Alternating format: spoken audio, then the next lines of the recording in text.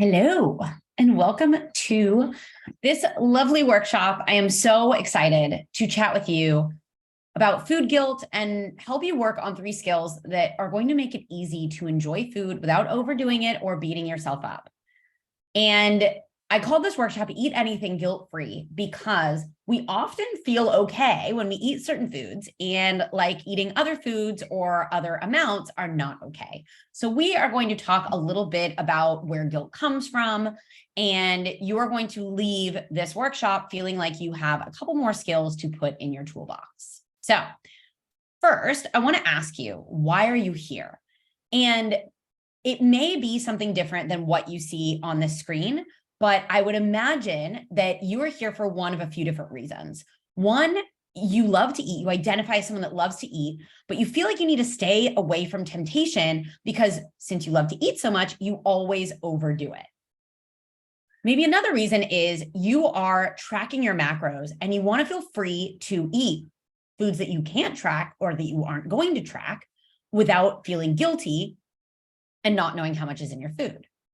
Or maybe you tend to be in a pattern of eating too much the night before, waking up the next day and feeling guilty, trying to break the pattern and not knowing how to break the cycle. So whether you are someone that wants to feel free from needing to track and needing to be perfect, someone that wants to continue to love food, but with a little bit more intention and love food without feeling like it always leads to overdoing it, or someone that wants to be more intentional with how they're living out their days and be able to eat a little bit of a snack without it turning into an evening extravaganza.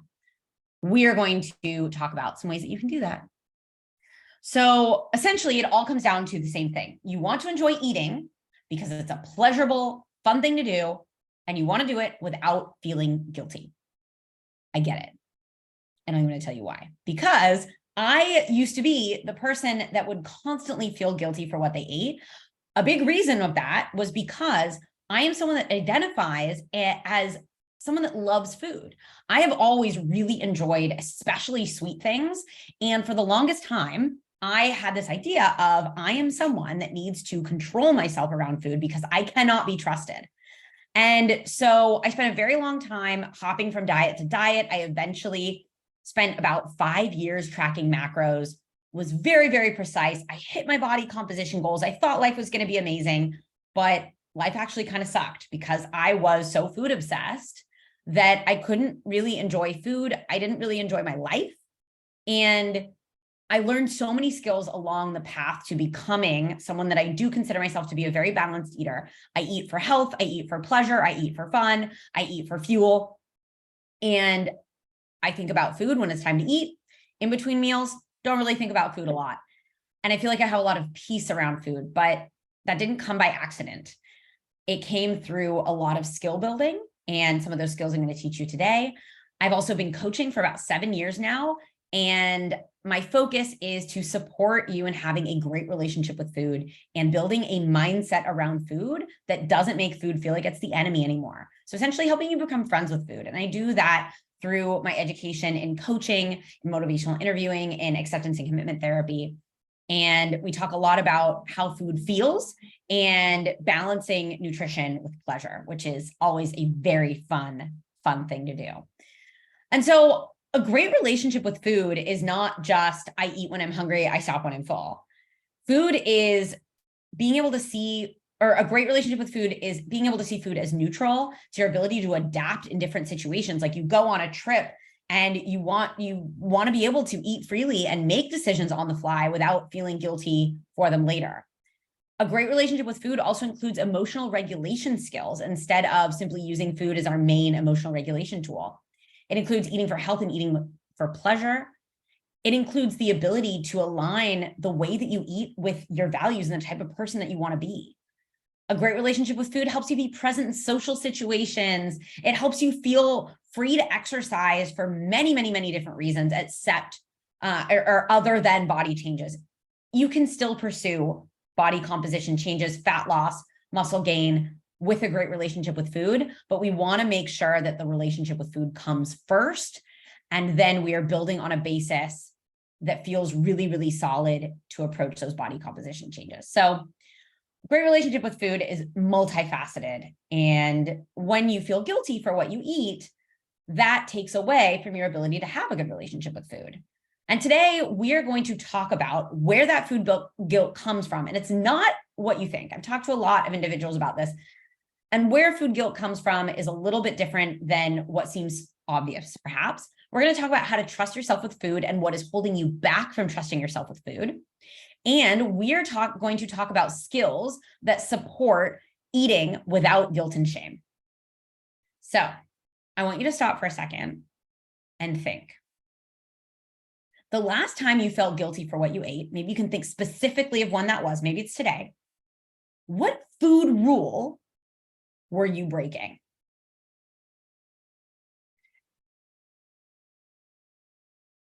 I'm not frozen, I've just frozen my face.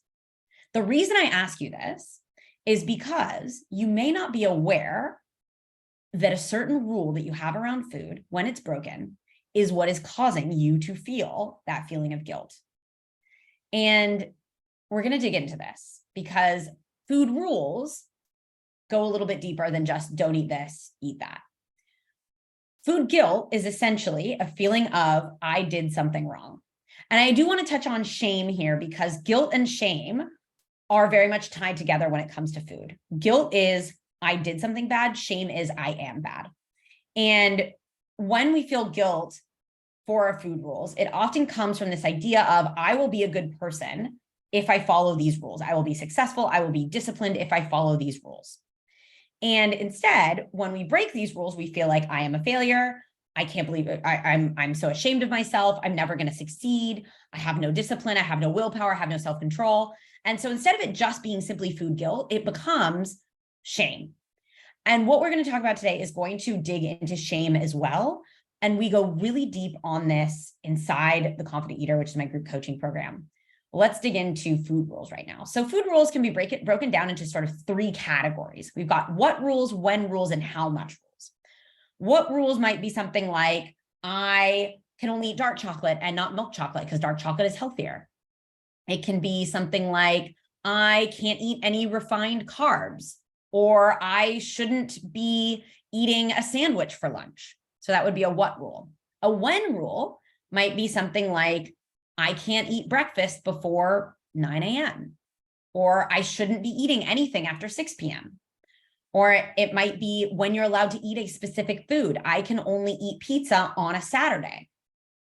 And then we have how much rules, which is, and this is especially if you are a macro tracker, you may be coming up against these a lot. Like I can eat one Oreo, but I can't eat 3. I can eat pizza once a week, but anything more than that is bad. I can have 1 square of chocolate. This one I hear a lot is like, I can have 1 square of chocolate, but if I eat more than that, I'm doing something wrong. And so that's an example of what some of those food rules are. And I'm going to encourage you to start, and you're going to get a cheat sheet for this as well. I'm going to encourage you to start observing your food rules. And as I mentioned before, this is often layered with shame. So this is often layered with a deep feeling of I am not being a good person. I'm failing myself. And this is partly because we have been told that the way to success, to beauty, to a good life is through looking a certain way and having a certain type of body. And in order to have a certain type of body, we need to be disciplined. We need to be consistent. We need to be on track all of the time. And so instead of just thinking, I did a thing that I don't feel proud of, we think I am not proud of myself. And this is a problem. And we want to look at where food rules come from, because food rules have quite a layered history. It's not something that you made up yesterday, especially if it's one that you feel quite guilty for. It's usually something that is a little bit deeper than that. So it could have to do with your past dieting history. So maybe you did the keto diet and now you fear carbs. Or maybe you worked with a nutritionist who told you that you should never eat any sugars. Maybe your mom told you that you should never eat a certain food after a certain time. So these food rules come from a lot of our history and they've become habits. So they become something that automatically, without even realizing it, we fall back on this rule. And so you might not even read, like, why am I only allowed to eat 1 piece of chocolate Like, why is that? Where did it come from? But it's become such a habit to fall into this rule that it feels really weird when we break it, even though it may be something that we break all the time. Social media, so we might be following people that have what I eat in a day videos. There might be a lot of media that you're consuming on a regular basis that has a lot of nutrition info. Or you might simply be someone that thinks in very black and white patterns. So I either do this or I do this. And black and white patterns can be really challenging to overcome because we're often not aware of when we are being black and white. We often don't have the skills to see, I like to call this the range of what's possible. So between like black and white thinking patterns, we either have all or nothing. And within the middle, there's the range of what's possible.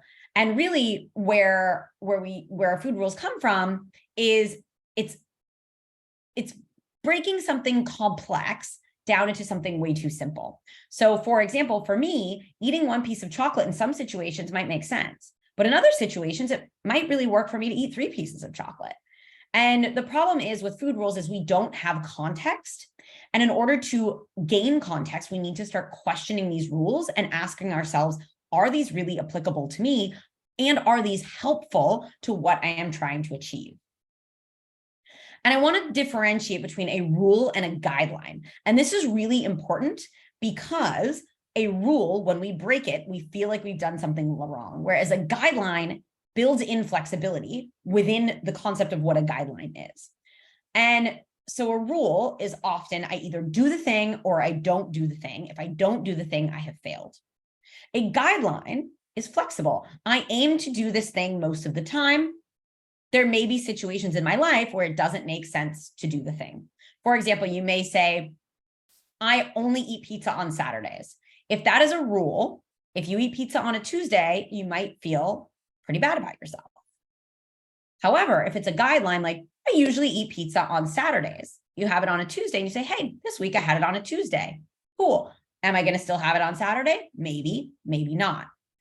And when we start looking at our food rules, we can start to see like, what do I feel like when I don't follow this rule? If I feel guilty when I don't follow this rule, then this is where we want to look at how we can shift it into a guideline.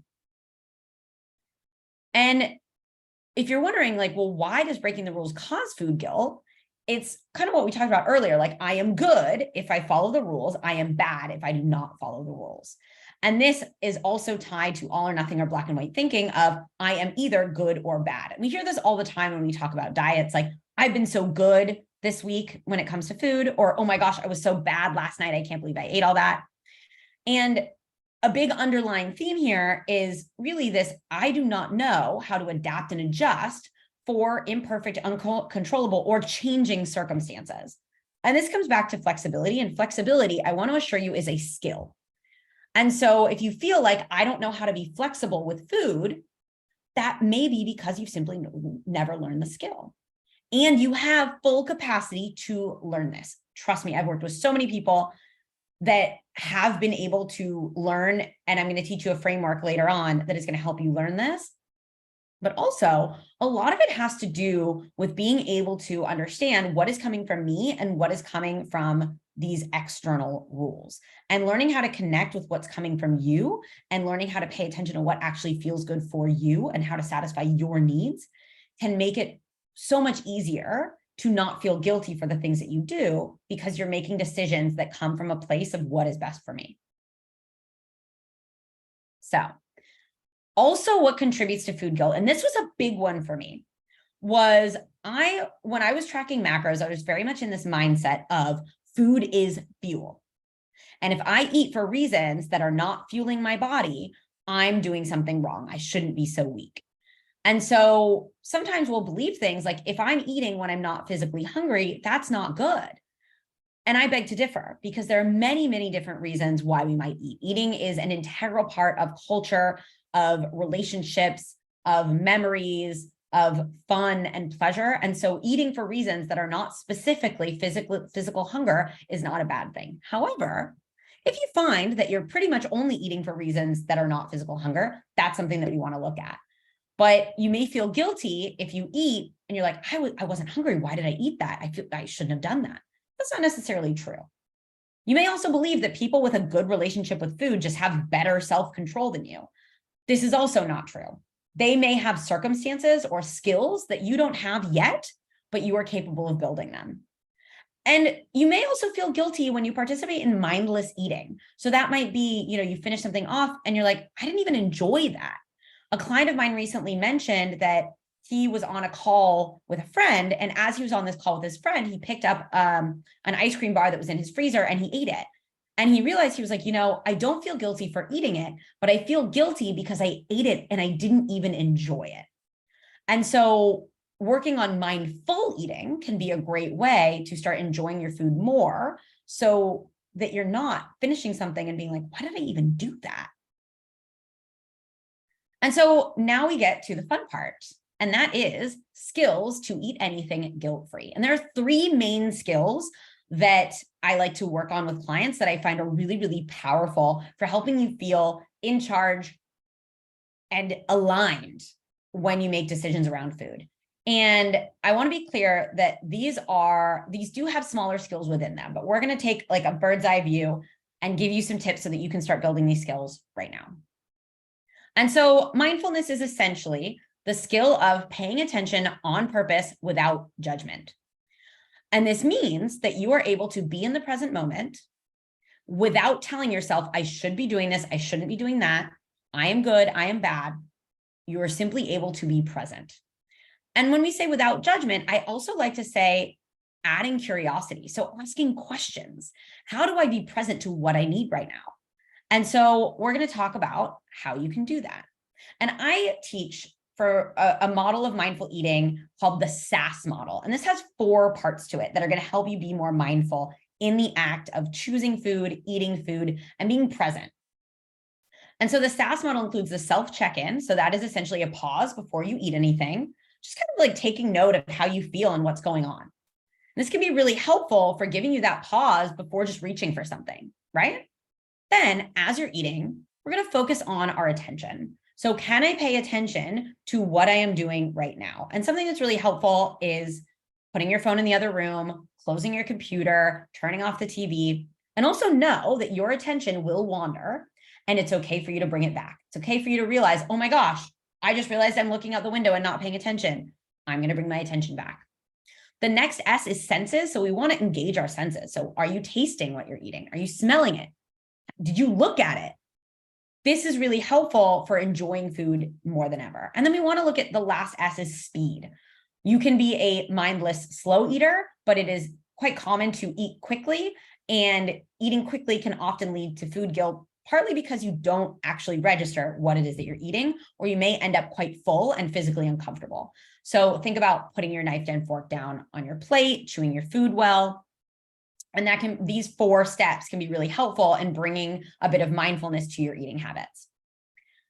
And when we talk about removing judgment, when it comes to mindfulness, think of yourself like an anthropologist. What are you trying to discover about the present moment? And this is something that you can practice regularly. I want you to think about mindfulness as a muscle. The more you practice it, even if you are not consistent, the more frequently you practice it, the better you are going to get. And so I would ask you, how can you bring more awareness to your behavior and your thoughts in the moment that leads to food guilt? The next skill is unconditional permission to eat. And that is the ability to decide judgment-free what, how much, and when you eat. And this takes a practice of mindfulness to be able to start practicing the unconditional permission to eat. And so what this looks like is you can use your mindfulness, you can do this self-check-in. And I like to use 3 questions to practice unconditional permission to eat. And that is, what sounds good right now, what will feel good to me, and what will satisfy me. And I talk in my group coaching program, we talk about internal and external wisdom. So finding that balance between what foods are nutritious and what foods do I feel like eating, and finding the balance between those. And that's a really beautiful place to get to, because you can technically eat anything you want, but you also want to be able to figure out effectively, how is that going to help you feel? And another couple of steps that are really helpful for practicing unconditional permission to eat is to start using neutral language around food. So starting to notice when you're calling something good or bad, or better or worse, and try to neutralize that. So food is food. There is no food that is better than another food. It really all depends on what is right for you in that moment.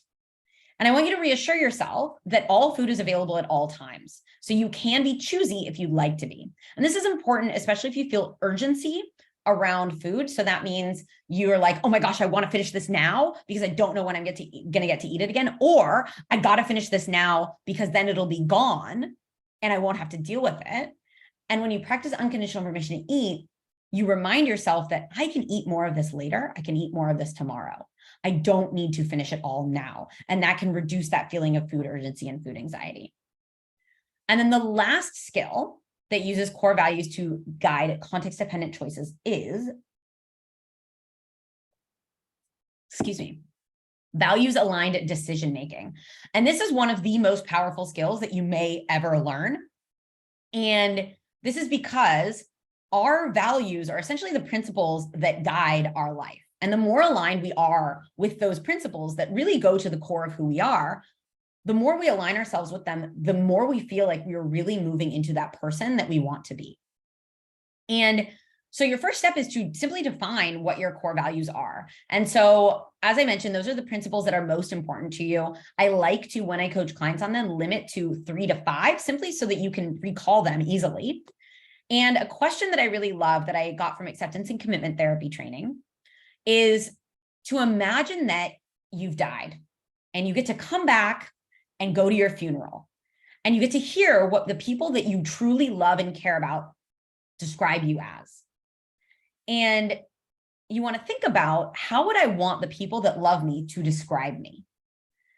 And so, for example, I would love for the people that I love to describe me as someone that was great at connecting with people, who's someone that was curious about the world, someone that was creative. And for me, those things signify some of my core values. And so that is simply one of many ways. Inside coaching, I have a questionnaire that really helps you dig deep into that and reflect on what your core values are and why they're important to you. And that can be really powerful. And then you can use mindfulness to check in with your values. And I like to use the ABCD framework, which is acknowledge. So I have a choice. So let's say you're at home at night, it's after dinner, and you want to use the ABCD framework to decide, like, how much chocolate am I going to eat? Am I going to eat chocolate? What am I going to do? So acknowledge that you have a choice. You have a choice to eat chocolate, not eat chocolate. You have the choice to eat a certain amount of chocolate, a different amount of chocolate. And then breathe, which is going to help you pause and review your values. I'm going to take a deep breath and I'm going to say, my values are connection, curiosity, and creativity. Then I get to check in with my future self and understand what choice using those values is going to support my future self. So let's say that chocolate is something that I'm going to share with my boyfriend. It might be aligned with my values to say yes to that chocolate because it's going to be a connection thing that I do with him. Maybe I check in and I'm like, I'm just eating this because I'm bored and I want something to do while I watch TV. Maybe that doesn't align with my values, and my future self is not going to feel great about that decision. And so I can make whatever decision I'm going to make based on how my future self is going to feel and how my values align with it. And then I can decide what I'm going to do, and I'm going to do it. So acknowledge, breathe, check in, and decide. I want to mention other helpful skills here for food guilt, because I do want to express that developing a wide range of skills is one of the most powerful things that you can do to build self-confidence, not just in your relationship with food, but in general. And self-compassion and self-reflection are huge, really, really helpful, especially if you're someone that tends to get quite stuck in food guilt. Obstacle anticipation, so being able to understand which factors lead into difficult eating situations, what obstacles may come up in the future, and creating solutions for them. Other skills might include perspective shifting and reframing, which are mindset skills that can really help you, especially get out of sort of the mental drama that we often create around food. And then it's a skill to find joy and pleasure outside of food.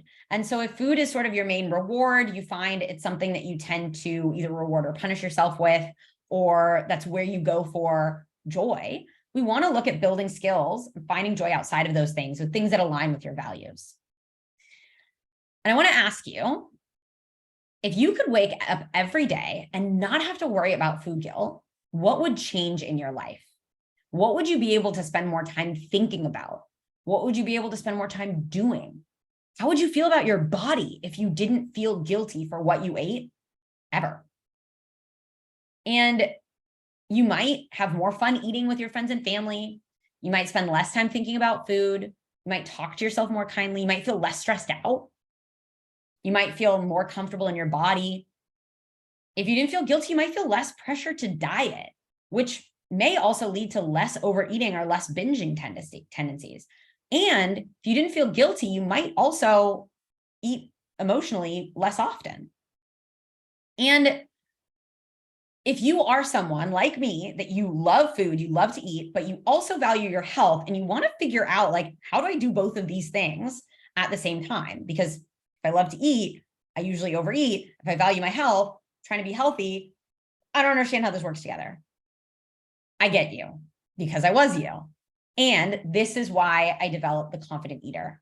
And the Confident Eater is a program that is going to help you practice skills that strike the balance between I love to eat and I value my health, and help you enjoy food more without necessarily enjoying more, and help you eat without needing the rules to keep you on track. And so Sarah told me after she finished, she was like, I feel more confident than ever to find the balance I've so desperately been looking for. And more importantly, showing myself self-compassion when things don't go perfectly, because spoiler alert, they never do. So true. So many things don't go to plan, and learning how to manage those things is important. And this is from Kelly. So Kelly's actually a nutrition coach herself. So she, like all of us, knows what to do.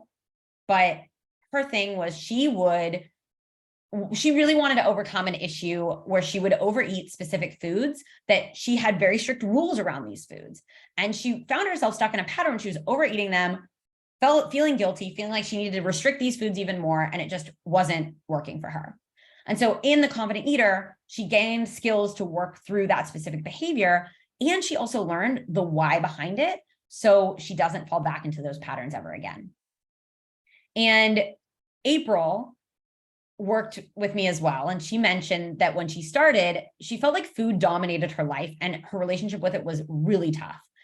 And for her, the biggest part was being able to retrain her brain and help her become, like I mentioned with core values, help her become the person that she wanted to become.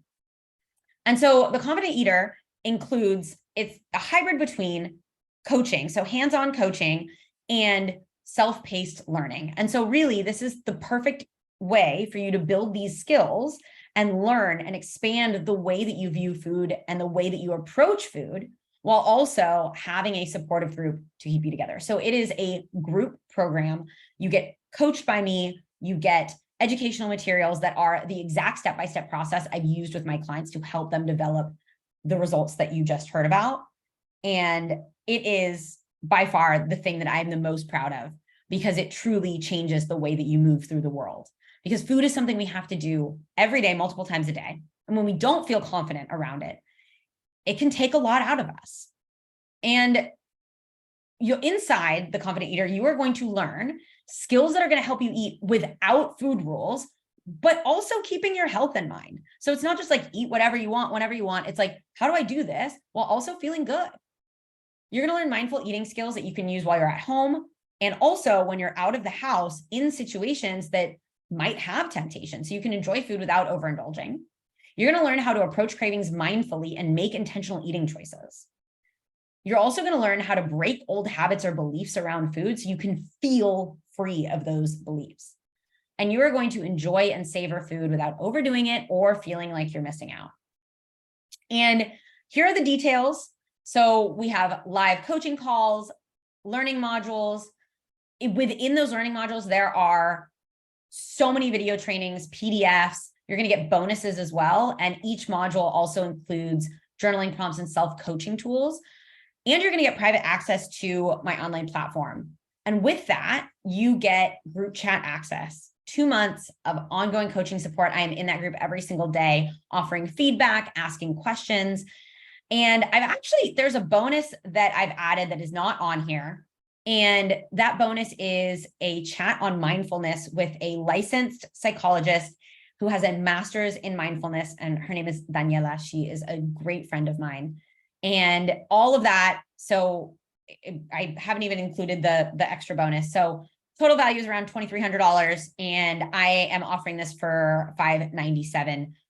There is a payment plan available if you'd like to do that.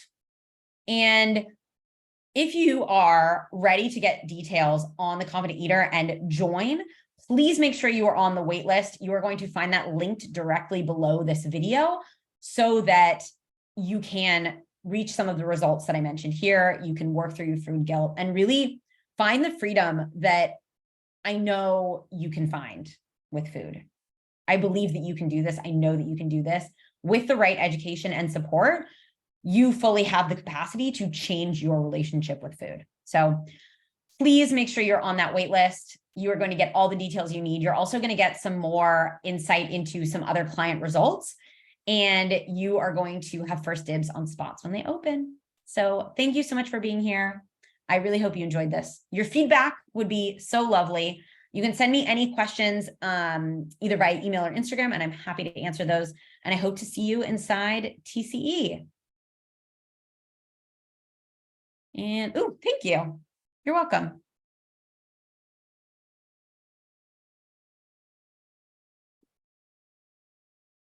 How do I stop recording?